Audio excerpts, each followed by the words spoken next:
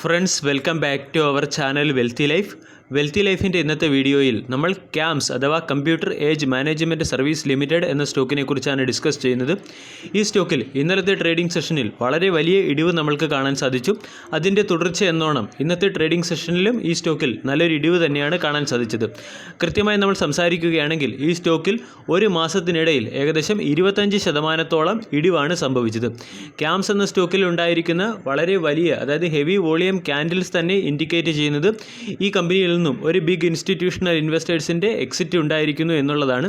അതായത് ക്യാംസ് എന്ന കമ്പനിയിൽ നിന്നും ഏത് ഇൻസ്റ്റിറ്റ്യൂഷണൽ ഇൻവെസ്റ്ററാണ് എക്സിറ്റ് ആയത്, അതോടൊപ്പം തന്നെ കമ്പനിയുടെ മാനേജ്മെൻറ്റിൻ്റെ കമൻട്രിയെക്കുറിച്ചുമാണ് ഇന്നത്തെ വീഡിയോയിൽ നമ്മൾ ഡിസ്കസ് ചെയ്യുന്നത്. അതോടൊപ്പം തന്നെ ഈ സ്റ്റോക്കിൻ്റെ ടെക്നിക്കൽ അനാലിസിസും ഉൾക്കൊള്ളിച്ചിട്ടുണ്ട്. ഡീറ്റെയിൽഡ് വീഡിയോ അനാലിസിസിലേക്ക് കടക്കുന്നതിന് മുൻപ് വെൽത്തി ലൈഫ് എന്ന ചാനൽ നിങ്ങൾ ആദ്യമായാണ് വിസിറ്റ് ചെയ്യുന്നതെങ്കിൽ ചാനൽ ദയവായി സബ്സ്ക്രൈബ് ചെയ്യുക. For getting instant stock recommendation and regular market update, swing, intraday, positional breakout, BTST എന്നിവയുടെ കോംബോ പാക്ക് ലഭിക്കുന്നതിന് വേണ്ടി പ്രൈവറ്റ് ടെലിഗ്രാം ഗ്രൂപ്പിലും അതുപോലെ തന്നെ യൂട്യൂബ് കമ്മ്യൂണിറ്റിയിലും ജോയിൻ ചെയ്യാവുന്നതാണ്. ക്യാംസ് എന്ന സ്റ്റോക്കിൽ ഇന്നലത്തെ ട്രേഡിംഗ് സെഷനിൽ വളരെ വലിയൊരു ബിയറിഷ് ക്യാൻഡിൽ ഫോം ചെയ്തതിൻ്റെ പിന്നിലെ ഏറ്റവും പ്രധാനപ്പെട്ട കാരണം ഈ കമ്പനിയിലെ ഇൻസ്റ്റിറ്റ്യൂഷണൽ ഇൻവെസ്റ്റേഴ്സ് പ്രോഫിറ്റ് ബുക്കിംഗ് ചെയ്തതാണ്. ഡേറ്റ നമ്മൾ പരിശോധിക്കുകയാണെങ്കിൽ IIFL പ്രൈവറ്റ് ഇക്വിറ്റി ലിമിറ്റഡ് എന്ന കമ്പനിയാണ് ക്യാംസ് എന്ന കമ്പനിയിൽ നിന്നും കംപ്ലീറ്റ് ആയിട്ട് എക്സിറ്റ് ആയത്. ഈ കമ്പനി ഏകദേശം 353 കോടി രൂപയുടെ പ്രോഫിറ്റ് ബുക്കിംഗ് ആണ് നടത്തിയത്. അതിൻ്റെ ഇമ്പാക്റ്റ് ആയിട്ടാണ് നമ്മൾക്ക് ഇന്നലത്തെ ട്രേഡിംഗ് സെഷനിൽ 13% കറക്ഷനും ഇന്നത്തെ ട്രേഡിംഗ് സെഷനിൽ ഈ സ്റ്റോക്കിൽ 2% കറക്ഷനും കാണാൻ സാധിച്ചത്. IIFL എന്ന കമ്പനി ക്യാംസ് എന്ന കമ്പനിയുടെ IPOയുടെ ടൈമിലാണ് ഇൻവെസ്റ്റ് ചെയ്തത്. ഏകദേശം 135 കോടി രൂപയുടെ ഇൻവെസ്റ്റ്മെൻറ്റാണ് നടത്തിയത്. ആങ്കർ ഇൻവെസ്റ്റേഴ്സും ഇൻസ്റ്റിറ്റ്യൂഷണൽ ഇൻവെസ്റ്റേഴ്സും IPOയിൽ പാർട്ടിസിപ്പേറ്റ് ചെയ്യുന്ന സമയത്ത് ഈ കമ്പനികൾക്ക് ഏകദേശം ഒരു വർഷത്തിന് ശേഷം മാത്രമേ ഈ സ്റ്റോക്കിൽ നിന്നും എക്സിറ്റ് ആകാൻ സാധിക്കുകയുള്ളൂ. 2020 സെപ്റ്റംബർ മാസത്തിലായിരുന്നു ക്യാംസിൻ്റെ IPO വന്നത്. അന്ന് ഏകദേശം 135 കോടി രൂപയുടെ ഇൻവെസ്റ്റ്മെൻറ്റാണ് ഈ IIFL പ്രൈവറ്റ് ഇക്വിറ്റി എന്ന കമ്പനി നടത്തിയത്. ഈ കമ്പനി ഒരു വർഷം പൂർത്തിയായപ്പോൾ ഏകദേശം 353 കോടി രൂപ, അതായത് ഈ കമ്പനി 2.5 ടൈംസ് ആണ് അതിൻ്റെ ക്യാപിറ്റലിനെ ഉയർത്തിയത്. ഈ രീതിയിലുള്ള ഒരു പ്രോഫിറ്റ് ബുക്കിങ്ങിൻ്റെ ഫലമായിട്ടാണ് നമ്മൾക്ക് ഈ സ്റ്റോക്കിൽ ഒരു കറക്ഷൻ കാണാൻ സാധിച്ചത്. ഇനി ക്യാംസിൽ വന്ന കറക്ഷനെക്കുറിച്ച് കമ്പനിയുടെ മാനേജ്മെൻറ്റിൻ്റെ സൈഡിൽ നിന്നും ചില റിപ്ലൈ നമ്മൾക്ക് കാണാൻ സാധിക്കുന്നുണ്ട്. അതായത് റിപ്ലൈ പറയുന്നത് ഇൻവെസ്റ്റേഴ്സ് അത്ര പാനിക് ആകേണ്ട ആവശ്യമൊന്നുമില്ല. ക്യാംസ് എന്ന കമ്പനിയുടെ ഇപ്പോഴത്തെയും ഫിനാൻഷ്യൽ ട്രെൻഡ് പരിശോധിക്കുകയാണെങ്കിൽ അപ്റ്റിക്, അതായത് ഒരു സ്ലൈറ്റ് ഇൻക്രീസ് അല്ലെങ്കിൽ സ്ലൈറ്റ് അപ്പ് ട്രെൻഡിലേക്കുള്ള ഫിനാൻഷ്യൽ ട്രെൻഡ് തന്നെയാണ് കാണാൻ സാധിക്കുന്നത്.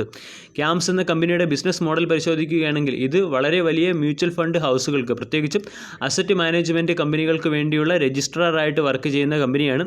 ക്യാംസ് പറയുന്നത് 2021 ആഗസ്റ്റ് മാസത്തിൽ ഏകദേശം 23,000 കോടി രൂപയുടെ ഇൻവെസ്റ്റ്മെൻറ്റാണ്, അതായത് ന്യൂ ഫണ്ട് ഓഫറാണ് നമ്മൾക്ക് മ്യൂച്വൽ ഫണ്ട് ഇൻഡസ്ട്രിയിൽ കാണാൻ സാധിച്ചത്.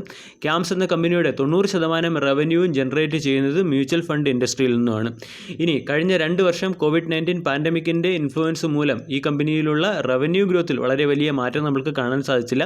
എന്നാൽ കമ്പനി അതിൻ്റെ എക്സ്പെൻസ് റെഡ്യൂസ് ചെയ്ത് പ്രോഫിറ്റിൽ ഒരു ഡീസൻ്റ് ആയിട്ടുള്ള റിട്ടേൺ നേടിയെടുക്കുകയും ചെയ്തു. ഈ രീതിയിലുള്ള ട്രെൻഡിൽ ഇപ്പോൾ മാറ്റം വന്നിരിക്കുന്നു എന്ന് തന്നെയാണ് ക്യാംസിൽ നിന്നും നമ്മൾക്ക് മനസ്സിലാക്കാൻ സാധിക്കുന്നത്. അതുപോലെ തന്നെ കമ്പനിയുടെ ഇൻവെസ്റ്റേഴ്സ് 25 ലാക്ക് ഇൻവെസ്റ്റേഴ്സ് ഈ കമ്പനിയിലേക്ക് വരികയും കൂടാതെ ഒരു വർഷം ഏകദേശം 1 ലക്ഷം കോടി രൂപയുടെ നെറ്റ് ഫ്ലോ ഇതുപോലുള്ള രജിസ്റ്റർ കമ്പനികൾ വഴി നടക്കുകയും ചെയ്യുന്നുണ്ട്. ഓവറോൾ നമ്മൾ പരിശോധിക്കുകയാണെങ്കിൽ ഈ കമ്പനികളുടെ ബിസിനസ്, അതായത് മ്യൂച്വൽ ഫണ്ട് ഇൻഡസ്ട്രിയിൽ വരുന്ന സമയത്തും വളർച്ച ഉണ്ടാകാനുള്ള സാധ്യതയുണ്ട്. ആ രീതിയിൽ അതായത് നമ്മളെപ്പോഴും ബൾക്ക് ഇൻവെസ്റ്റ്മെൻറ്റ് അല്ലെങ്കിൽ ബൾക്ക് ഡീൽ അപ്ഡേറ്റ് കവർ ചെയ്യുകയാണെങ്കിൽ ഒരു ബിഗ് പ്ലെയർ ഒരു സ്റ്റോക്കിൽ നിന്നും എക്സിറ്റ് ആകുമ്പോൾ ഉറപ്പായും മറ്റൊരു ബിഗ് പ്ലെയർ ആ സ്റ്റോക്കിലേക്ക് എൻട്രി ചെയ്തിരിക്കും. അതുകൊണ്ട് ക്യാംസ് എന്ന സ്റ്റോക്കിൽ വരും സമയങ്ങളിൽ ഈ സ്റ്റോക്ക് വീണ്ടും ബൗൺസ് ബാക്ക് ആകാനുള്ള സാധ്യതയാണ് കാണുന്നത്. ഇനി ക്യാംസും HDFC അസറ്റ് മാനേജ്മെൻറ്റ് പോലുള്ള കമ്പനികളിൽ ഈ ഒരു ലോവർ ലെവലിൽ കറക്ഷൻ വരാൻ മറ്റൊരു പ്രധാനപ്പെട്ട കാരണം കൂടിയുണ്ട്. അതായത് ABSL Aditya Birla sun life insurance എന്ന അസറ്റ് മാനേജ്മെൻറ്റ് കമ്പനി കൂടി മാർക്കറ്റിൽ ലിസ്റ്റഡ് ആവുകയാണ്. അതായത് മ്യൂച്വൽ ഫണ്ട് അസറ്റ് മാനേജ്മെൻറ്റ് കമ്പനികളുടെ മാർക്കറ്റ് ഷെയറിൽ വ്യക്തമായ ഡിസ്ട്രിബ്യൂഷൻ വരികയാണ്. മുൻകാലങ്ങളിൽ നമ്മൾ കണ്ടതുപോലെ തന്നെ HDFC AMCയുടെ ഹൈ P വാല്യൂ മാർക്കറ്റ് തന്നെ കറക്റ്റഡ് ആകുന്ന അല്ലെങ്കിൽ മാർക്കറ്റിൽ കറക്ഷൻ വരുന്ന ഒരു കാഴ്ചയാണ് കാണാൻ സാധിച്ചത്. കാരണം മ്യൂച്വൽ ഫണ്ട് ഇൻഡസ്ട്രിയിൽ ലിസ്റ്റഡ് ആയിട്ടുള്ള പ്ലെയേഴ്സ് ഓരോ വർഷവും കൂടി വരികയാണ്. അതോടൊപ്പം തന്നെ വളരെ പ്രൊമിനൻ്റ് ആയിട്ടുള്ള മറ്റ് കമ്പനികൾ SBIയുടെ സൈഡിൽ നിന്നുള്ള മ്യൂച്വൽ ഫണ്ട് കമ്പനിയും കൊട്ടക് മഹീന്ദ്രയുടെ സൈഡിൽ നിന്നുള്ള മ്യൂച്വൽ ഫണ്ട് കമ്പനികളും ഒക്കെ മാർക്കറ്റിലേക്ക് ലിസ്റ്റഡ് ആകാൻ പോവുകയാണ്. ലേറ്റസ്റ്റ് ന്യൂസ് നമ്മൾ പരിശോധിക്കുകയാണെങ്കിൽ ഇവൻ ബജാജ് ഫിനാൻസിൻ്റെ തന്നെ അസറ്റ് മാനേജ്മെൻറ്റ് കമ്പനി മാർക്കറ്റിൽ ലിസ്റ്റഡ് ആകാൻ പോവുകയാണ്. ഇതിനനുസരിച്ച് മാർക്കറ്റ് ഷെയറിൽ ഡിസ്ട്രിബ്യൂഷൻ വരുമ്പോൾ കമ്പനിയുടെ PE വാല്യൂവിൽ കറക്ഷൻ ഉണ്ടാവും. ഈ രീതിയിലുള്ള PE വാല്യൂ കറക്ഷൻ നമ്മൾക്ക് HDFC അസറ്റ് മാനേജ്മെൻറ്റ് കമ്പനികളിലും അതുപോലെ തന്നെ ക്യാംസ് എന്ന ലൈറ്റ് അസറ്റ് ടെക്നോളജിയിൽ മാത്രം വർക്ക് ചെയ്യുന്ന കമ്പനികളിലുമൊക്കെ പ്രതീക്ഷിക്കാവുന്നതാണ്. ഇനി ക്യാംസിൻ്റെ ടെക്നിക്കൽ അനാലിസിസിലേക്ക് കിടക്കാം. ടെക്നിക്കൽ അനാലിസിസ് നോക്കുകയാണെങ്കിൽ ഈ സ്റ്റോക്ക് 1000 രൂപ എന്ന ലെവലിൽ നിന്നും 4000 രൂപ എന്ന ലെവലിലേക്കുള്ള റാലിയാണ് നടത്തിയത്. ഈ റാലിയുടെ സമയത്തും സ്റ്റോക്കിൽ ഇടയ്ക്കിടയ്ക്ക് കറക്ഷൻ വന്നായിരുന്നു. പ്രത്യേകിച്ചും 3500 രൂപ എന്ന ലെവൽ സ്റ്റോക്കിനെ സംബന്ധിച്ചിടത്തോളം ഒരു മേജർ റെസിസ്റ്റൻസ് ആയിരുന്നു. ഈ ലെവൽ സ്റ്റോക്ക് ബ്രേക്ക് ചെയ്തപ്പോൾ നമ്മൾക്ക് 4000 രൂപ എന്ന ലെവലിലേക്കുള്ള റാലിയാണ് കാണാൻ സാധിച്ചത്. 3500 രൂപ എന്ന ലെവൽ ഈ സ്റ്റോക്ക് ബ്രേക്ക് ചെയ്യാൻ ഈ സ്റ്റോക്കിനെ സഹായിച്ചത് 3000 രൂപ എന്ന് പറയുന്ന സപ്പോർട്ട് തന്നെയാണ്. അതായത് നമ്മൾ പ്രത്യേകിച്ചും ജൂലൈ മാസം മുതലുള്ള ഡേറ്റ പരിശോധിക്കുകയാണെങ്കിൽ ക്യാംസിനെ സംബന്ധിച്ചിടത്തോളം 3000 രൂപ എന്ന് പറയുന്ന റേഞ്ച് ഒരു ക്രൂഷ്യൽ സപ്പോർട്ടായി മാറിയിരിക്കുകയാണ്. ഇന്നത്തെ ട്രേഡിംഗ് സെഷനിലും നമ്മൾ നോക്കുകയാണെങ്കിൽ 3000 രൂപയ്ക്ക് മുകളിൽ തന്നെയാണ് ഈ സ്റ്റോക്ക് ക്ലോസിംഗ് നൽകിയത്. അതായത് ക്യാംസ് എന്ന സ്റ്റോക്ക് ഉയരങ്ങളിൽ പ്രത്യേകിച്ചും 3500, 4000 എന്നീ റേഞ്ചിൽ പർച്ചേസ് ചെയ്തവർക്ക് ഈ സ്റ്റോക്കിൽ ഫസ്റ്റ് കറക്ഷൻ അല്ലെങ്കിൽ ഫസ്റ്റ് ആവറേജ് നടത്താനുള്ള ഒരു ഓപ്പർച്യൂണിറ്റി ആയിട്ട് തന്നെ ഈ കറക്ഷനെ കൺസിഡർ ചെയ്യാവുന്നതാണ്.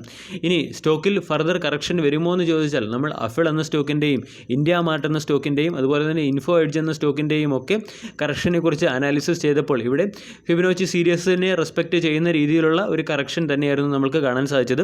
അതായത് 22% കറക്ഷനിൽ ഒരു സ്റ്റോക്ക് അതിൻ്റെ കറക്ഷനിൽ ടൈം കൺസോൾട്ടേഷനും അതുപോലെ തന്നെ പ്രൈസ് കൺസോൾട്ടേഷനും നടത്തിയില്ല എങ്കിൽ പിന്നീട് ആ കറക്ഷൻ 30%, പ്രത്യേകിച്ച് 32% പോകാനുള്ളൊരു പോസിബിലിറ്റി ഉണ്ട്.